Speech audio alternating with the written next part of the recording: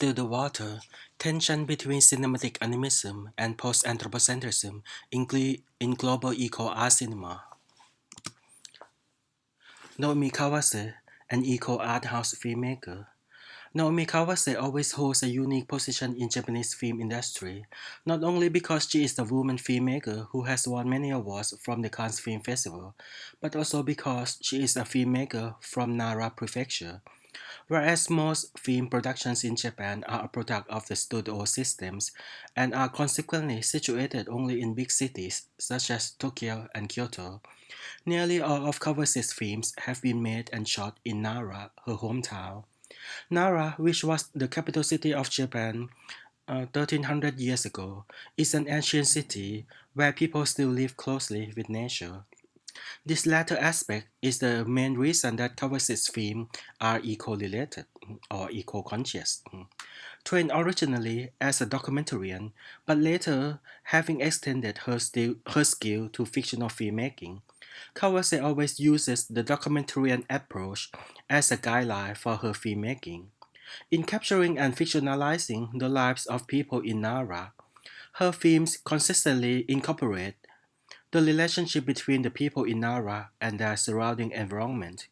In a way, we can think of the evolution in Kawase's film as a career that starts from filming herself, her family members, and their relationship with nature in their backyard, to filming people, real and fictional, who live in the mountains and forests of Nara. Watching her films all together, one can find that it is as if she always returns to the same theme, the same city, and the same mountain in order to understand her deepest roots. The result is a filmography in which nearly every film tells a story about humans and the natural world of Nara Prefecture. This includes Susaku, her first feature about a family of mountain people, as well as The Mourning Forest, her award-winning film about the two lost souls who go through the process of mourning in Nara's forest. This theme is carried through even in her latest film, Vision, starring Juliette Binoche as a French writer who goes to a mountain in Nara to search for a secret plant. Beyond her eco-conscious films, Kawase also engages in many environmental activities. She founded the Nara Film Festival, a festival which has many eco-friendly activities such as charity film screenings to help victims of environmental disaster, and a no bike no film screening, a screening during which viewers are invited to ride bicycles in order to generate the power to project a film. The Nara Film Festival also invites international filmmakers to make films about the natural world of Nara. Moreover, in the aftermath of the March 2011 disaster, Kawase invited 30 filmmakers from around the world to participate in an anthology film titled 311 Sense of Home, in which each filmmaker produced a 3-minute and 11-second short film on the theme of home. These activities have strengthened Kawase as one of the eco-art house filmmakers. Yet, the specific aspect that I want to emphasize is the way in which her films present the image of the natural world through the lens of animism. Naomi Kawase and cinematic animism. The notion of animism has featured in Kawase's filmography since her early works through the use of the close-up shots, a prominent feature of her cinematic style. In her early autobiographical documentary, we can see how Kawase films everything around her house, including her foster mother, from such a close perspective. It is as if she doesn't use her camera to capture her subject, but instead wants her camera to touch the subject and highlight its inner spirit.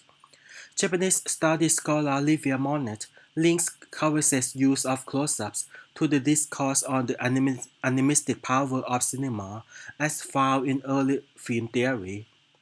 Monet suggests that Kawase's use of close-ups restores and revives the concept of the close-ups as coined by Bela Barlach and John Epstein.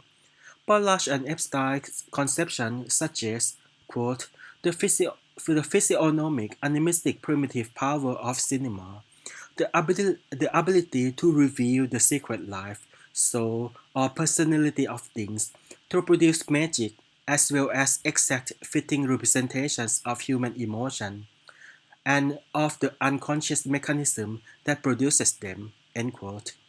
What is so promising from the perspective of eco-cinema is that Kawase doesn't only use her close-up technique with humans, but employs it with non-human subjects as well.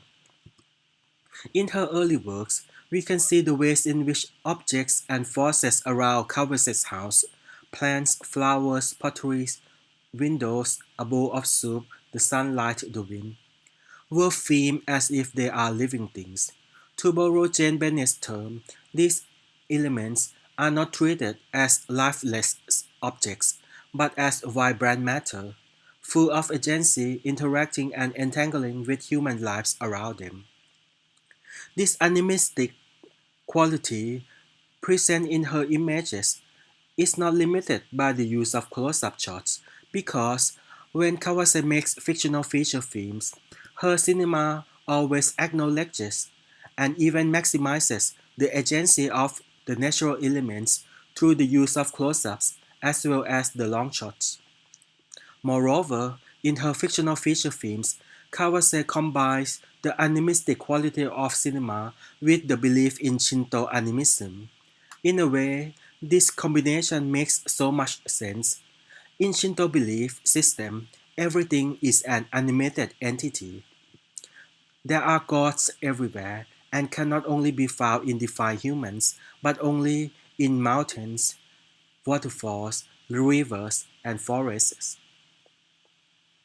In several press conferences and interviews, Kawase specifically mentions the gods in nature and states that her grandparents taught her to understand the vitality and divinity of nature. She said, "My foster mother is the one who taught me to respect the sun, the fire, and food. I was raised in a mystical relationship with nature and everything around me." End quote. Though this idea may sound too religious and not progressive, we need to remember that Shinto is an eco-conscious religion and gives Japan a strong tradition of protecting and preserving environmental spaces. Since gods exist in a natural environment, many mountains and forests become sacred spaces for the Japanese. From my perspective, the importance of Kawase's cinematic animism is that it allows us to think of post-anthropocentric cinema, or the cinema which presents humans not as the center of the world, but as one member among the world's entities. For me, this is a crucial aspect when thinking of the cinema's potential as a medium in the age of Anthropocene. On the one hand, cinema can be a very anthropocentric medium as it gives priority to human drama, human conflict, and human faces. On the other hand, cinema holds the potential to present the world post-anthropocentrically, in the sense that since its early days, cinema has been a medium that acknowledges the non-human agency, such as the presence of the wind in the trees in the films of the Lumiere brothers. In Kawase's fictional features, there is a familiar use of natural environments, such as presenting it as a metaphor for a particular theme, using it as a backdrop for human drama, or treating it as something that the protagonists are afraid of or can learn from. What I am highly interested in is the balance between images of humans and images of environment. In Kawase's film, there is always a sequence, scene, montage, or long take shot in which the narrative of human is paused or minimized, and the natural world takes center stage. In these moments, the natural world does not exist to support the human world, but instead they coexist as if the natural world is another of the film's protagonists. Kawase explained her techniques that, quote, "You could say that humans actually play supporting roles in my film. I portray nature in a central role because I want to reawaken in the characters the sense of the blessings of nature and awe toward nature that people felt in the past. I want them to coexist with nature in the truest sense. End quote. In her best work, Kawase's film can be thought of as pieces of work that fuse the local animistic belief with the animistic quality of cinematic medium, resulting in a version of cinema that presents the entanglements between human species and non-human entities and forces, with ecological thought at its heart. However, in Still the Water, the film's take on animism is called into question because it includes a real animal slaughtering. Still the Water. Still the Water is a coming of age film following teenage lovers who live on a subtropical island of Amami Oshima, which is the birthplace of Naomi Kawase's ancestors. Throughout the film, both protagonists slowly learn life lessons from their parents, with the young man who is angry at his mother slowly learns to accept his parents' divorce, and the young woman whose mother is dying gradually comes to accept that death is an inevitable part of life.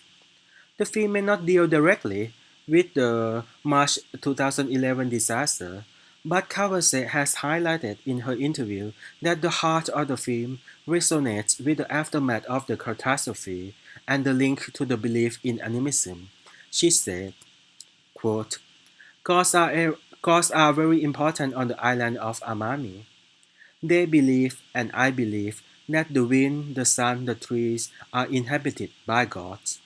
I think this belief is especially important in Japan because so many lives have been taken away by nature, by volcanoes, earthquakes, tsunamis. In a country where there are so many natural disasters, it helps you to pray to these gods. During a catastrophe like Fukushima, nature takes control, but people continue living. On the island of Amami, one sees the force of the waves. The inhabitants coexist with these waves that can take them away. End quote. The above statement is similar to Haruki Murakami's famous statement in the aftermath of the 311 catastrophe, in which he said, to be Japanese means, in a certain sense, to live alongside a variety of natural catastrophes. End quote. However, Kawase goes further because she adopts animism as a lens to view the meaning embedded in the earth. Animism in Still the Water can be seen with three key examples. First, as above mentioned, there are many moments in which the human narrative pauses and the film lets the image of ocean take the center stage. Of course, there are moments in which the images of ocean becomes a metaphor or become a backdrop for the characters. But there are also moments in which the film just cuts from the human narratives to the images of ocean waves and trees in the wind. In other films, these kinds of images are normally very short and are treated as stock shot. But in Kawase's film, the image of the natural world is the presentation of the non-human lives and the divine spirits which coexist with humans. Second, animism is presented in the film's storyline because the young girl's mother who is dying is a shaman. There is a sensory and poetic scene in which the community of islanders dance around the dying woman, and her last breath is transformed into a wind that blows the trees, the island, and the ocean. She becomes a part of the earth. Third, the film presents animism with two scenes in which two goats were slaughtered in front of a camera. It is this aspect that contradicts the film's thesis. As mentioned, Kawase's fictional film is rooted in documentary, so when Kawase wants to incorporate the animistic ritual on the island of Amami Oshima into the film, she chose the animal sacrifice as an example of lessons that we, or at least the film protagonists, can learn from the primitive culture. The first scene of the goat slaughtering happens in the opening sequence. The sequence opens with the shots of an ocean storm. We see a montage of waves crashing strongly into the shore. Then the film suddenly cuts to the sea after a storm, through which we can feel the stillness of the situation. The two modes communicate the two sides of the natural world, the power to destroy and the power to heal. Then suddenly, the film cuts to an old man slashing the goat's throat in close-up. We sense that this is a real goat and this is a real killing. The killing scene is then followed by shots of traditional dancing of the islanders. So, in a way, the film suggests that the goat slaughtering forms part of the island tradition. The second scene of goat slaughtering happens in the middle of the film. This time, it is used as a part of a life lesson that a father teaches the teenage protagonist to prepare for her mother's death. In this scene, the goat was slaughtered close to the girl's face. The girl looks to the goat with wide eyes open. The scene is very long and we can hear the goat moaning and crying, but the camera fixes its focus at the girl's face. Then the girl pronounces the moment that the goat's soul leaves the body. Both the viewer and the girl see the moment that life is extinguished. The problem with the two scenes is that the film tries to say that death is a part of the life cycle, and it is clear that the film compares the ghost's death to the death of the protagonist's mother, as well as the death and sorrow that is caused by natural catastrophes. But it can be easily seen that these detail, but it can be easily seen that these deaths are incomparable, or to say that they are similar is very anthropocentric. Since the two goats did not die naturally, but they were killed. In the storyline, they were killed in order to help the girl learn something about life, and in reality, they were killed for the sake of realistic and animistic filmmaking.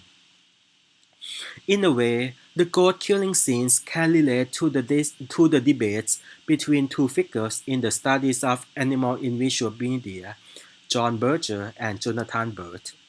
In John Berger's Why Look at Animals, a seminal essay in the field of critical animal studies in cinema, Berger argues, through a study of animals, that the transformative power of modernism in the late 19th and the early 20th century put an end to, quote, every traditional which has previously mediated between man and nature, end quote.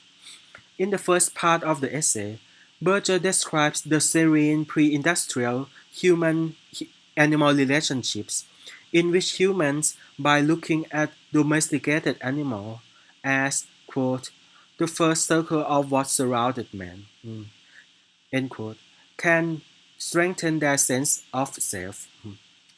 And later, he attacks the modernism that and later he attacks that modernism makes animals disappear from human society and they return as a form of representation such as animal toys and cartoons.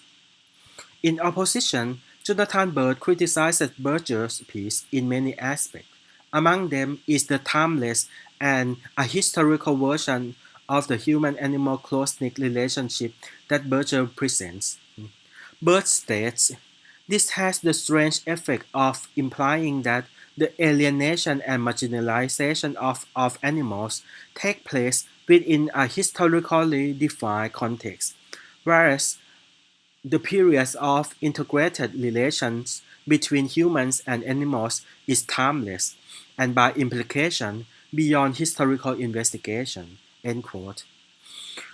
What Bird implies here is that the history of animal alienation and animal marginalization happened long before the rise of modernism, and Still the Water proves this point. While Kawase creates her version of the Islander ancient values as an answer for the age of catastrophe, she accidentally brings back the age-old anthropocentric value which perceives animal as something magical and sacrificial, that the non-human animal life is not equal to that of humans. And if we bring this issue to discuss with the Thulucene or Donald Haraway's redefinition of the Anthropocene, we can see the problem more clearly in the sense that to live in a catastrophic time, we should think of our beings in relation to other non-human species, since all of us are facing the ecological catastrophe together. Not only does the goat slaughtering complicate the film's vision of global community, the scenes themselves also become an obstacle for Still the Water to reach a global audience. When the film premiered at Cannes, many reviews and Twitter comments heavily criticized the scene. Although The Guardian's Peter Bradshaw gives the film 3 stars, he points out that, quote, perhaps it is all part of the rhythm of life on the island, but many in the auditorium cover their eyes, and audiences may wonder why the poor goats are not entitled to this quietist non-molestation of nature. Shouldn't vegetarianism be a part of that? End quote. Moreover, while Still the Water is Kawase's first film that was released in theaters and the DVDs in the UK, the killing scenes has caused problems with regulators. On the website of the British Board of Film Classification, it clearly states that the UK distributor sought the BBFC for XY of the killing scene, and the company was informed that, quote, one scene was likely to be inbreath of the sorry, one scene was likely to be in breach of the Cinematograph Films Animal Act 1937 and was therefore unlikely to be suitable for classification. When the film was submitted for formal classification, the scene has been cut. End quote. For the DVD version, the killing scene is still included, but is shortened to 2 minutes from the original 4 minutes scene. Although Still the Water and covers the vision of the human animal, uh, although Still the Water and covers the vision of the human non-human relationship is problematic, what her work suggests is an area that has rarely been explored in eco-cinema, which is the potential of an art house cinema to think of the earth ecologically. There are many contemporary art house cinemas, such as films by Abhishat Pongvirasetakul, Reha Odem, and Lucretia Martel, which use situated stories in the relationship between humans and the earth, and in which local animistic values are used as a means to discuss the relationship between the living things in the world. The question is, what is the promise and the limit of these art house films to think ecologically? Thank you very much.